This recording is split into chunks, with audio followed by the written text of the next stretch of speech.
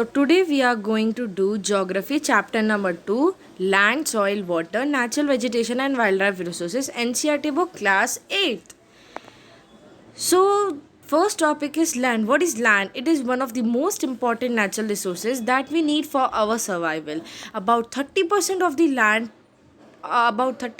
of the total area of the surface of our planet is occupied by the land. Still, not all part of the land is worth building habitats. Due to different characteristics of climate and land, there is uneven population distribution in different regions of the world. The regions, which usually consist of steep slopes of mountains, thick forest regions, low-lying areas that are prone to waterlogging, rugged topographies, and deserts, areas usually consist of less population or are unoccupied. River valleys and plains are some of the most densely populated regions across the globe where agriculture is the most suitable occupation. Land use. How we uses the land. People depend on the land for different usages such as mining, building roads and houses, forestry, setting up factories, agriculture, among others. This process is known as land use. The usage of land is determined by different factors such as water availability, topography, climate, minerals, soil, etc. Different human factors like pollution and technology are also few of the important determinants of patterns of land usage. The arrangement of artificial and natural physical features of a particular region can be defined as topography. On the land is on the some basis on the basis of land ownership, land is classified into two types, that are community land and private land. Community land, it means the whole community owns and maintains these type of land for uncommon usage such as collection of medical herbs or nuts, fodder of fruits and vegetables. Another name for these type of land is common property resources. Private land, individual own these types of land. So this picture is given in your textbook. So I am going to explain this whole four pictures into a small paragraph. As the population has increased, people and their various demands from the land had gone up. But the land is available in a limited amount. The land quality is also different at various places. Many times, common lands have been encroached in order to build housing complexes and shopping centers. Similarly, in rural areas, forests are being cleared to make space for practicing agriculture. Major reasons for environmental threats, that are soil erosion, deforestation of land, desertification, landslides. In last few years, there has been a change in the ways people utilize land for different purposes. It represents the cultural change that has occurred in various areas over time. Soil erosion, desertification, degradation of land, landslides are some of the major reasons which have resulted as environmental threats. Construction and agriculture activities are responsible for the issues. So, our next topic is conservation of land resources. As the population growth has skyrocketed, the different demands of people have also increased. Due to this, the destruction of arable land and forest cover has started occurring on a large scale. This has also led to the fear of losing these natural resources. Therefore, the government needs to introduce laws in order to keep a check on the process of land degradation. Regulated use of fertilizers and chemical pesticides, land reclamation, introducing measures to control overgrazing and afforestation are some of measures to conserve land resources. So, our next topic and very important topic is soil. By listening this word soil, what the thing is coming in our mind, that is soil is a thin layer of powdered substance that covers earth's surface. It is linked closely with the land. The type of soil is determined by different landforms, weathered rocks, mineral and organic matter that is found on the earth are responsible for formation of soil. This process takes place due to weathering. The soil becomes fertile if it is made up of the right mix of organic matter as well as minerals. You will be surprised to know that just to form 1 centimeter of soil, it takes hundreds of years. The lowest layer of the soil is called parent rock. Above this layer lies weathered rock material. The second layer is known as subsoil, which consists of silt, clay, and sand.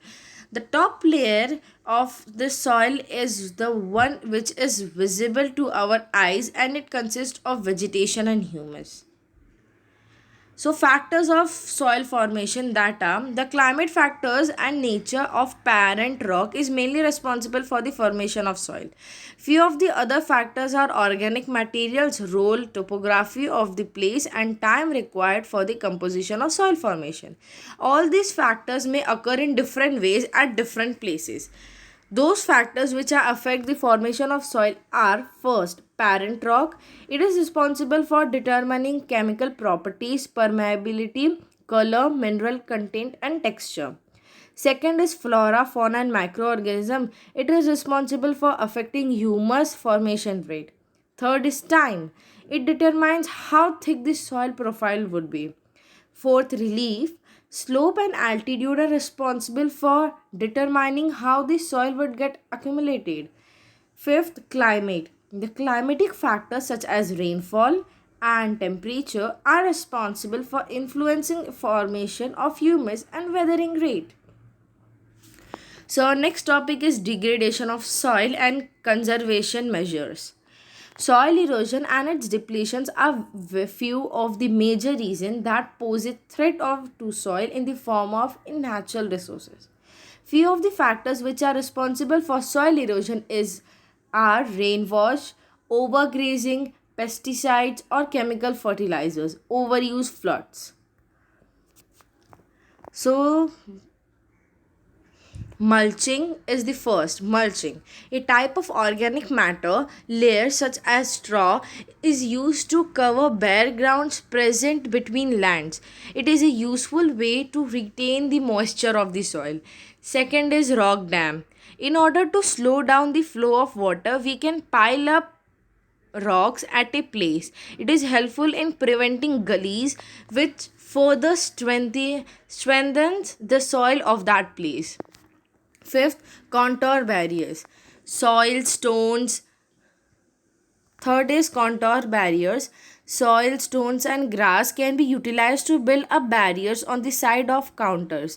In the front of barriers, trenches are constructed so that water could be collected. Fourth, shelter belts.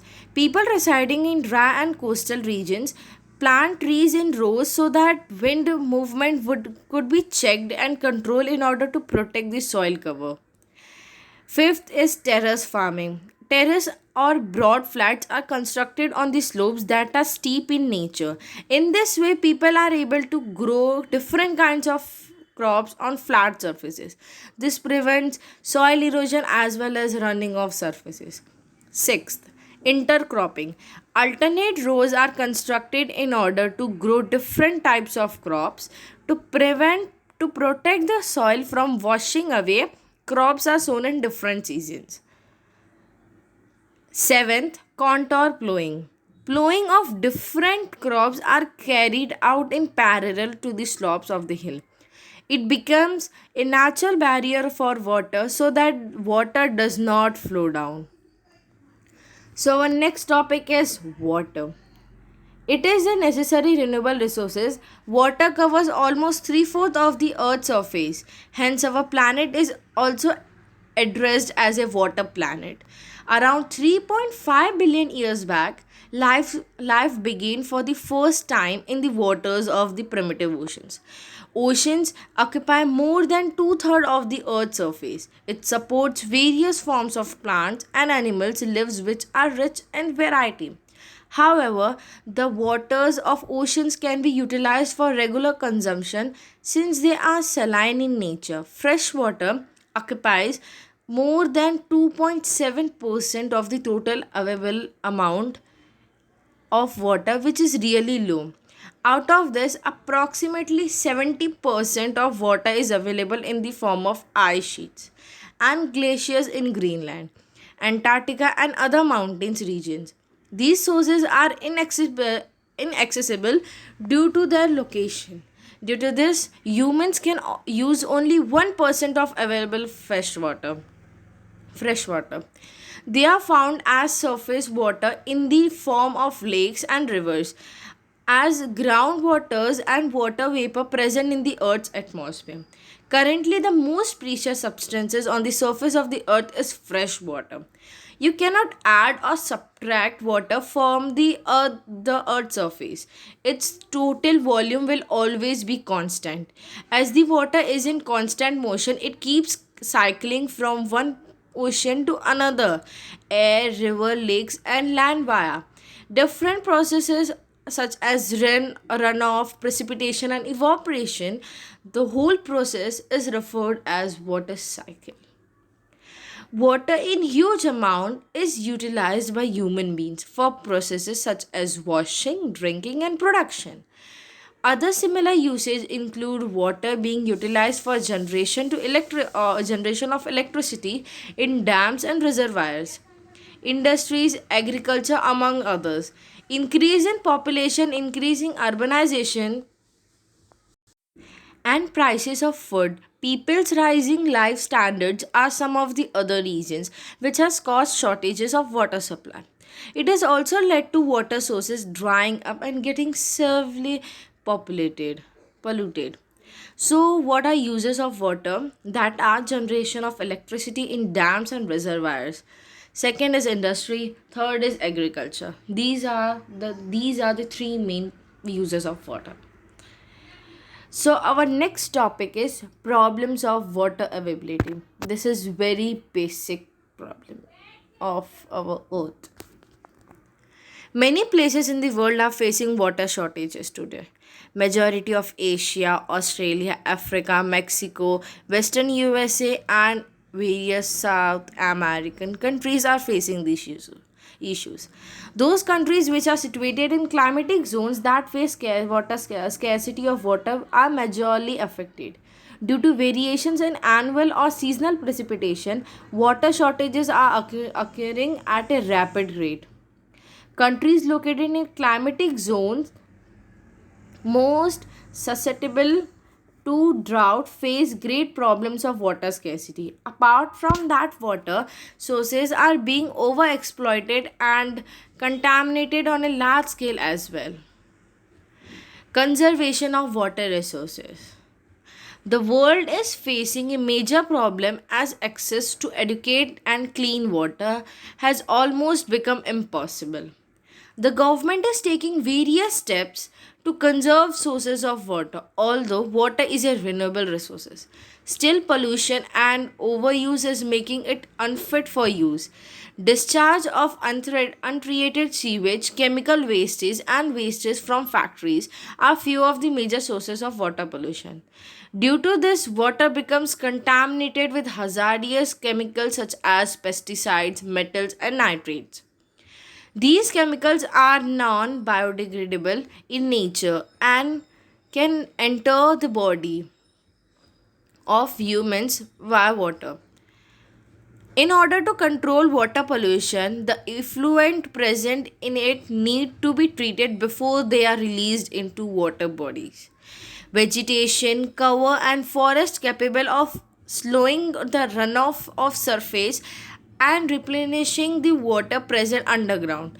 To prevent surface runoff, another good method is water harvesting. Those canals which are used to irrigate fields need to be linked in a proper manner in order to minimize losses caused due to seepage of water. In order to check water losses caused due to seepage, one could for water sprinkling in the fields. It also reduces water loss caused by irrigation. Those regions which are dry or have high rates of evaporation, one can use drip irrigation. One can save an enormous amount of water by using these methods. So, the ways to conserve water is water harvesting, linking of canals, use of water as sprinkling of for irrigation, use of triple or drip irrigation.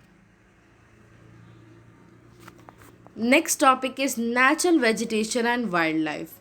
Biosphere is the region that lies in a narrow zone of contact between atmosphere, lithosphere, and hydrosphere. You can find natural vegetation and wildlife only in the biosphere. In this zone, all living beings are interdependent and interrelated on each other in order to survive.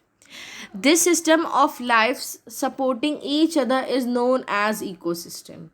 Wildlife along with vegetation are valuable and useful resources. From plants, you get oxygen for breathing, timber, shelter for those animals living in the wild.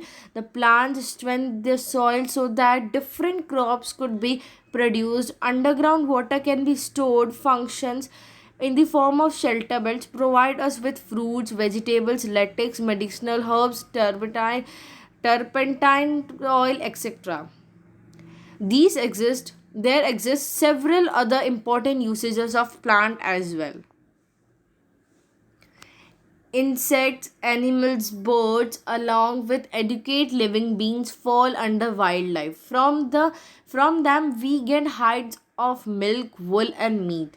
Insects such as bees help in flower pollination, produce honey, and act as a decomposer in the ecosystem. Vultures capable of feeding on dead organisms. They are an example of scavengers.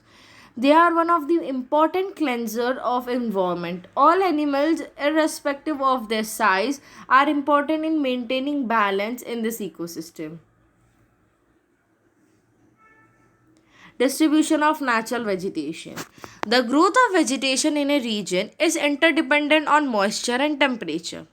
The vegetation types found across the globe are grouped into scrubs, forests, tundra, and grasslands. Those areas which face heavy rainfall, their huge trees get a chance to thrive. The forests are associated with areas that have water supply in abundance. In an area, if the amount of moisture decreases, density and size of trees found there also decreases. Grasses and short stunted trees can be found in those regions which have moderate rainfall. They are the grassland regions. Scrubs and thorny shrubs can be found growing in the dry areas that have low rainfall. Plants of these regions have deep roots and their leaves have thorny and waxy surfaces, in which in turn prevents moisture during the processes of transpiration. Cold polar regions have tundra vegetation that have lichens and mosses. In the current era, we have more population residing on the earth than it was 3 centuries back. In order to feed these large sections of people, authorities have been forced to clear vast amount of forest lands so that crops can be grown. Due to this, forest cover has started disappearing. Forests are valuable resources that needs to be conserved. Conservation of natural vegetation and wildlife. Forests are an example of wealth produced to us by nature. Plants are responsible for providing shelter to animals found in the wild. Together, they are responsible for maintaining the ecosystem. Interference by humans in various forms of climatic change have resulted in animals and plants losing their natural habitat.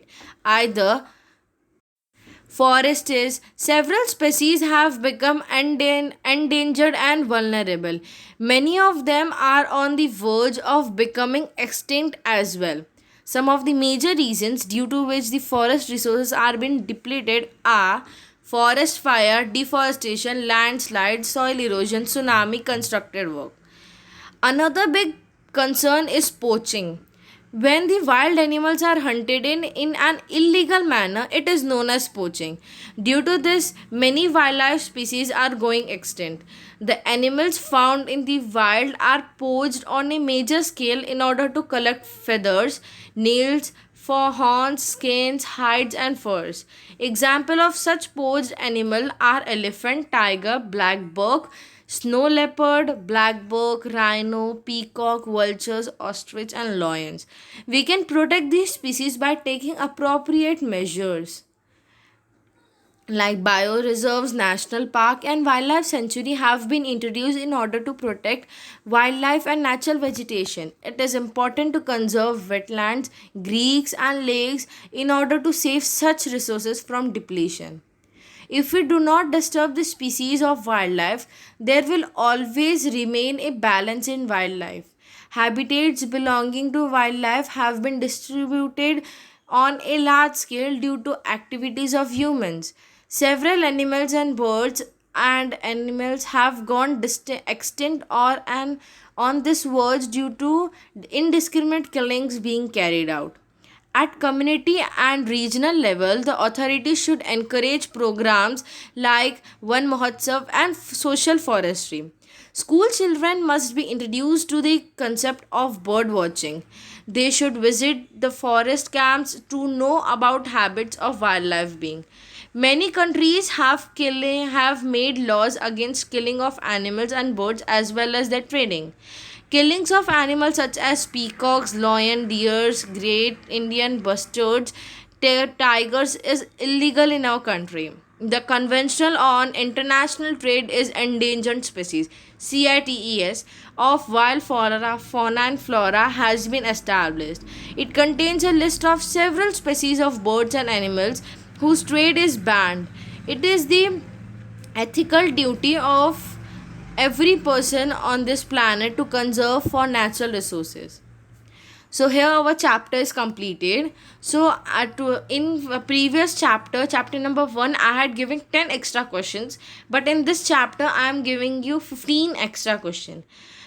What is the full form of CITES? CITES is the Convention on International Trade in Endangered Species of Wild Fauna and Flora.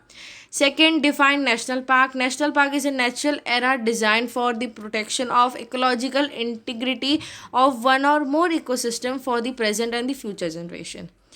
Third, name the classification of forests depending on when they shed their leaves. Forests are broadly classified as evergreen and deciduous forest on when they shed their leaves. Fourth, primarily on what factors does the growth of vegetation depends on? It depends on temperature and moisture. Fifth, why is river Yamuna getting polluted? Due to sewage, industrial effluents and garbage released into it. Sixth, what quantity of water does a dripping tap waste in a year? 1200 liters of water in a year. Seventh, what are the two major threats of soil as a resources? Soil erosion and depletion are the major threats to soil as a resources. 8. How much time period is required for the formation of just 1 centimeter of soil? It takes 100 of years. Ninth, which natural resources covers only about 30% of the total area of the earth's surface? Land. 13. Why is hazard mapping done? To locate areas prone to landslides. 14. What determines the type of soil? Landform determines the type of soil. In which year does the consumption of water for human use was 3850 year? In 1975. Thanks for watching. Don't forget to like, share and subscribe. And please comment down if you want any other subject or any other standards explanation with notes. Thank you.